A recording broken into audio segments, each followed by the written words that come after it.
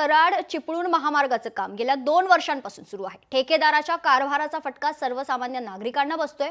महामार्गाचं काम पूर्ण न झाल्यानं वाहनधारकांना त्रास सहन करावा लागतोय।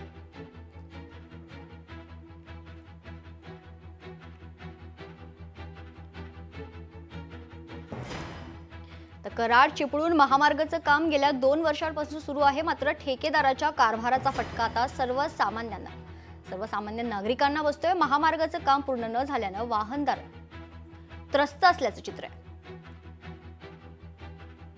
यामध्ये राष्ट्रीय महामार्ग प्राधिकरणाचे जे अधिकारी आहेत त्यांचं आणि ज्या कंपनीला जे काम मिळाले, all India grace development private limited Haryana गुरगावची जी कंपनी आहे, त्यांचंच लागेबांध असताना आम्हाला दिसलं। ज्यावेळी ह्या गाड्या पकडल्या गेल्या, यांना परवानगी कोयना सिंचन विभागाने सकाळी 10 ते संध्याकाळी 5 पर्यंत दिली होती। जेव्हा माल तुम्ही उचलाल तेव्हा त्यांचाच एखादा अधिकारी तिथे असेल असंही त्याच्यामध्ये नियम अटी घालून त्यांनी ती परवानगी दिली होती। परंतु त्या नियम अटींना दुजोरा देऊन रात्री 1:16 याची वाहतूक मोठ्या लवाजम्यासहित चालली होती। सामाजिक संघटना असतील किंवा राजकीय काही संघटना असतील, आम्ही त्या सर्वांनी त्या गाड्या पकडल्या। तर 185 खाली फक्त दारू पिऊन गाडी चालवली म्हणून त्यांच्यावर कारवाई केली आणि ती वाहनं सोडली गेली। मग महसूल खातं करतंय काय? RTO विभाग करतोय काय?